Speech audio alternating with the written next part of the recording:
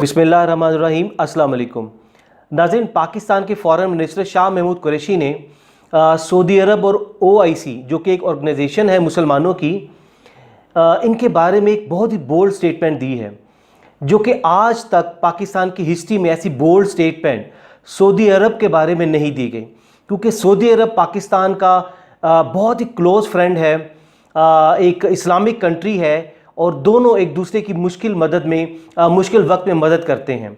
तो शाह महमूद कुरैशी ने कहा है कि अगर सऊदी अरब और OIC इन्होंने कश्मीर के मामले को अगर ये लोग इसी तरह इग्नोर करते रहे, इसको पसे पुष्ट डालते रहे, तो पाकिस्तान जो OIC का ब्लॉक है, मुसलमानों का ब्लॉक है 57 कंट्रीज़ का, इसके अगेंस्ट एक ब्लॉक बना लेगा और फिर सऊदी अरब अपने एक न्यूक्लियर पावर जो मुल्क है पाकिस्तान, उसको खो देगा। नाज़रीन, ये बहुत बड़ी स्टेटमेंट है जो कि आज तक कभी नहीं देखी गई सऊदी अरब के बारे में, कि इतनी हार्ड स्टेटमेंट। तो इस स्टेटमेंट के बाद सऊदी अरब ने पाकिस्तान को कहा है कि वो सऊदी अरब का $1 बिलियन वापस कर दे। अब देखिए $1 बिलियन की स्टोरी क्या है। $1 बिलियन की स्टोरी ये है कि सऊदी अरब ने पाकिस्तान को, चूँकि आज से 1-1.5 साल पहले जब इमरान खान की हुकूमत आई तो पाकिस्तान बहुत ही बुरे हालात में था, पाकिस्तान दिवालिया होने के करीब था, पाकिस्तान को पैसों की अशद ज़रूरत थी। तो सऊदी अरब ने उस वक़्त में पाकिस्तान की मदद की। जब मोहम्मद बिन सलमान इधर पाकिस्तान आए, उन्होंने $6.2 बिलियन पाकिस्तान को दिया, जिसमें से $3 बिलियन कैश था और $3.2 बिलियन का तेल था, ऑयल था, जो कि उधार देना था 3 सालों तक, और ये 6.2 बिलियन पाकिस्तान ने रिटर्न करना था आफ्टर 3 ईयर्स। तो चूंकि इसको अभी 1.5 साल हुआ था, तो सऊदी अरब ने 3 साल से पहले ही पाकिस्तान से $1 अरब का मुतालबा कर दिया। चूँकि पाकिस्तान अभी बहुत बुरे हालात से उसकी इकॉनमी गुजरी है और हम लोग स्टेबल हो रहे हैं इंशाल्लाह ताला। तो चाइना ने इस वक्त में, जो कि हमारा हमेशा टाइम टेस्टेड एक फ्रेंड है, हमेशा मुश्किल वक्त में हमें काम आया है, उसने हमें $1 अरब $1 बिलियन उसने दिया और हमने सऊदी अरब को दे दिया। तो आपको OIC के बारे में बताते हैं कि OIC बेसिकली एक मुसलमानों की ऑर्गेनाइजेशन है जिसमें सिर्फ मुसलमान ममालिक हैं। ये ऑर्गेनाइजेशन ऑफ इस्लामिक कोऑपरेशन बनता है। इसमें 57 जो इस्लामिक कंट्रीज़ हैं वो इसके मेंबर्स हैं और कुछ 5 ऑब्जर्वर स्टेट्स हैं। मिसाल के तौर पर रशिया है, थाईलैंड है, जिनमें यानी कि मुसलमानों की तादाद एक सिग्निफिकेंट नंबर है, उसमें कि एक ख़ास तादाद है कि उधर मुसलमानों की तादाद ज़्यादा है और माइनॉरिटीज़ में है, तो उनको भी एज ए ऑब्जर्वर रखा गया है। चूँकि भारत में 25 करोड़ के करीब मुसलमान रहते हैं, तो भारत ने इसकी परमानेंट मेंबरशिप लेने के लिए बहुत ज़ोर लगाया, लेकिन पाकिस्तान इसको हमेशा वीटो करता रहा। और भारत की एक फॉरेन मिनिस्टर थी सुषमा स्वराज, ये इनको पिछले साल OIC में, आप अंदाज़ा लगाइए, अरब ममालिक ने, चूँकि इसको लीड करता है सऊदी अरब, तो इन्होंने उसको, सुषमा स्वराज को इन्होंने चीफ गेस्ट के तौर पे बुला लिया। तो पाकिस्तान ने इसका बायकॉट किया, शाह महमूद कुरैशी नहीं गए, तो हमने पाकिस्तान एक छोटा सा ऑफिसर उधर भेज दिया ताकि उनको पता चले कि अगर वो हमें अहमियत नहीं देते कि ये मुसलमानों का फोरम है और आपने भारत को चीफ गेस्ट के तौर पे बुला लिया है, जो कि हमारा अज़ली दुश्मन है, जिस पे कश्मीर में जो मजालिम ढा रहा है, तो आपने उसको चीफ गेस्ट के तौर पे बुला लिया है, तो हम भी आपको अहमियत नहीं देते, तो हमने भी, पाकिस्तान ने भी अपना एक छोटा सा ऑफिसर उधर एज ए रिप्रेजेंटेटिव भेज दिया। हम आपको इधर एक बहुत अहम पॉइंट डिस्कस करना चाहेंगे, जिसके बारे में डिबेट चल रही है। जो गवर्नमेंट के, पाकिस्तानी गवर्नमेंट ने जो स्टांस लिया है कि सऊदी अरब को आंखें दिखाई हैं, उसको शट अप कॉल दी है, तो तमाम जो नून लीग और दूसरी जो पार्टीज़ हैं वो इमरान खान को बुरा भला कह रही हैं कि इमरान खान ने सऊदी अरब के साथ हमारे 72 साल जो तल्लुकात है वो ख़राब कर दिए हैं।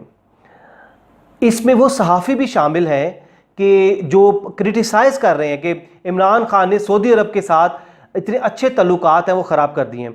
और ये वही सहाफ़ी जब मोहम्मद बिन सलमान MBS पिछले साल पाकिस्तान आए थे, तो यही लोग प्ले कार्ड्स और बैनर लेके खड़े हुए थे जिस पे लिखा हुआ था कि मोहम्मद बिन सलमान और जो जमाल खशोगी, जिस पे इल्ज़ाम है मोहम्मद बिन सलमान पे कि उन्होंने जमाल खशोगी को कत्ल किया है। तो उस मोहम्मद बिन सलमान के ख़िलाफ़ इन्होंने प्ले कार्ड्स और बैनर्स उठा रखे थे कि उस वक़्त मोहम्मद बिन सलमान को उन्होंने कोई कसर नहीं उठा रखी इंसल्ट करने के लिए, सऊदी अरब की इंसल्ट करने के लिए। तो आज चूँकि पाकिस्तान ने अपनी फॉरेन पॉलिसी का एक शिफ्ट लिया है तो उस पर ये क्रिटिसाइज़ कर रहे हैं। देखिए, आपको एक छोटा सा हम पॉइंट बताते हैं। ये जो फॉरेन पॉलिसी और ये जो रिलेशंस होते हैं, इंटरनेशनल रिलेशंस किसी भी मुल्क के साथ, चाहे वो आपका ब्रादर इस्लामी ब्रादर मुल्क है, ये हमेशा इंटरेस्ट बेस्ड होते हैं। आप देखिए 1945 में अमेरिका ने जापान पर 2 एटम बॉम्ब मारे। तो आज इससे तो ये होना चाहिए था कि जापान को अमेरिका से बदला लेना चाहिए और अमेरिका से हमेशा के लिए वो नफरत करता। लेकिन आज आप देखिए चाइना के खिलाफ अमेरिका और जापान इकट्ठे हो गए हैं क्योंकि उनका इंटरेस्ट है। तो आपको बताने का मकसद है कि ये शिफ्ट होता रहेगा, पॉलिसीज चेंज होती रहेंगी, ये इंटरेस्ट बेस्ड है कि आज अगर सऊदी अरब अमेरिका और इसराइल की गोद में बैठे हैं, इंडिया को वो प्रमोट कर रहे हैं और कश्मीर पे वो एक लफ्ज़ तक नहीं बोलते।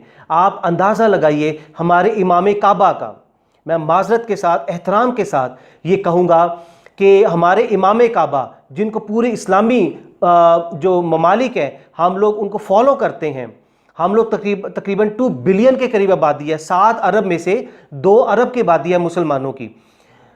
तो हमें वो रिप्रेजेंट करते हैं इमाम काबा। तो वो हर साल हज का खुतबा होता है, उसमें वो कभी कश्मीर के बारे में आवाज़ नहीं उठाते, कभी फ़लस्तीन के बारे में आवाज़ नहीं उठाते।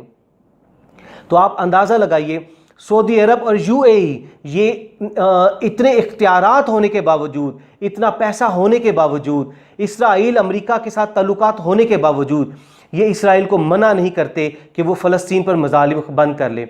ये भारत को मना नहीं करते कि वो कश्मीर में मज़ालिम बंद कर दे।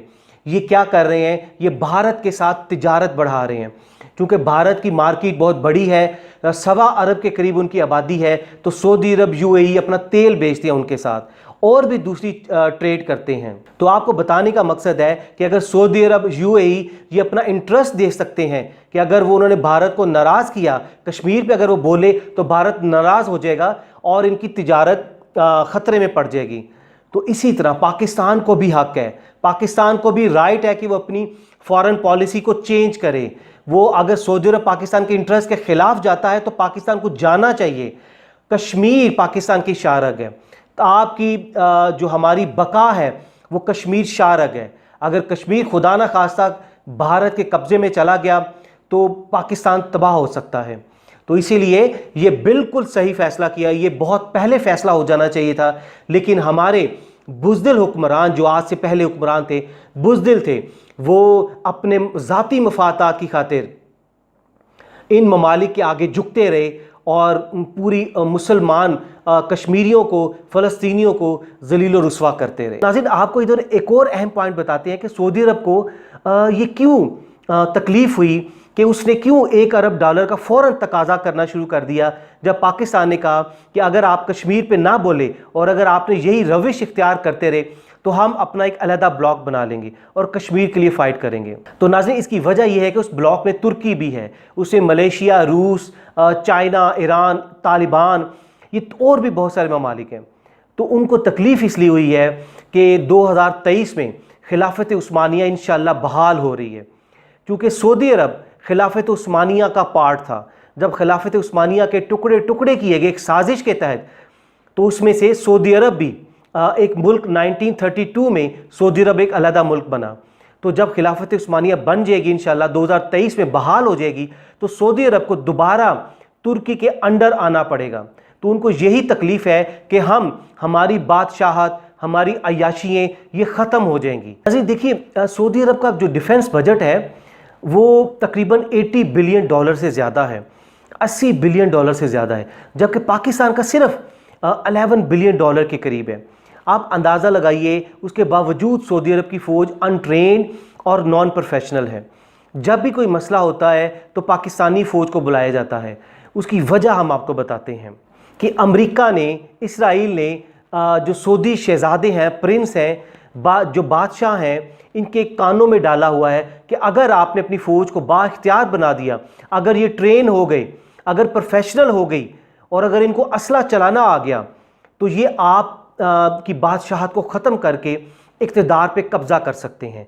इसीलिए अपनी फ़ौज को ट्रेन मत होने दें और असले का इनको ट्रेनिंग मत दें, नहीं तो ये आपके सर पे सवार हो जाएंगे। तो अमेरिका ने सऊदी अरब को अपनी मार्केट बनाया हुआ है कि जब भी कोई असला बनाता है तो अमेरिका सऊदी अरब को बेच देता है और इधर से पैसे कमाता है। हालांकि उनके फ़ौजियों को चलाना तक नहीं आता, उनको वो जदीद असला, 5th generation war, hybrid war या साइबर वॉर कुछ भी हो, सऊदी अरब बहुत पीछे है। तो ये ऐसी वजूहात हैं कि जिसकी वजह से सऊदी अरब इसराइल और अमेरिका के शिकंजे में फंसा हुआ है। तो आपको बताने का मकसद ये है नाज़रीन, ये फॉरेन पॉलिसी का शिफ्ट है, ये स्ट्रेटजिकली चेंज कर रहे हैं हम अपने आप को। ये नहीं कि पिछले हुकूमतों की तरह, पाकिस्तान की हुकूमतों की तरह कि आप सऊदी अरब के आगे झुकते रहें, यूएई के आगे ही झुकते रहें और वो आपके इंटरेस्ट को, मफादात को ब्लैकमेल करके अमेरिका, इसराइल और इंडिया के कहने पे आपको नुकसान पहुंचाते रहें। लेकिन आप सऊदी अरब, यूएई और जितने भी ये ममालिक हैं, इनके जुल्म देखें कि इन्होंने आज तक फ़लस्तीन के लिए आवाज़ नहीं उठाई, कश्मीर के बच्चों के लिए, उनकी औरतों, माओ बहनों के लिए आवाज़ नहीं उठाई। ये सिर्फ अपनी तिजारत को इन्होंने मुकद्दम रखा, अपनी तिजारत को इन्होंने हाईएस्ट प्रायोरिटी पे रखा। तो आज हम जब अपनी प्रायोरिटी की बात कर रहे हैं तो इनको बात बुरी लग रही है। तो नाज़रीन, आपको बताने का मकसद ये है, फॉरेन पॉलिसी की शिफ्ट उसी वक्त हो गया था, फॉरेन पॉलिसी हमारा चेंज हो गया था कि आपको याद होगा कि कुछ हफ्ते पहले इमरान खान ने पार्लियामेंट में एक लफ्ज़ कहा था कि उसामा शहीद। ये बेसिकली ये कोई मिस्टेकनली नहीं कहा था इमरान खान ने। नाज़रीन, जो अहले नज़र थे, जो इस चीज़ को समझते थे, जो फॉरेन पॉलिसी को समझते थे, उन्होंने उसी वक्त इस चीज़ को भांप लिया कि ये एक मैसेज दिया जा रहा है, एक स्ट्रॉन्ग मैसेज दिया जा रहा है अमेरिका को कि चूँकि उसामा बिन लादेन अमेरिका का एक्यूज़ था, उसने अमेरिका ने उसको मारा था, उसका दुश्मन था, तो पाकिस्तान का जो प्राइम मिनिस्टर है, जब वो पार्लियामेंट में खड़ा होकर उसको शहीद कह दे, इसका ये मतलब था कि अमेरिका, आज हम तुमसे अपनी राहें अलग कर रहे हैं, आज हमारे और तुम्हारे रास्ते अलग हैं। उसामा बिन लादेन हमारे लिए शहीद है, इसीलिए जो तुम्हारा दुश्मन है वो हमारा हीरो है। तो ये फॉरेन पॉलिसी आज से कुछ हफ्ता पहले ही चेंज हो चुकी थी।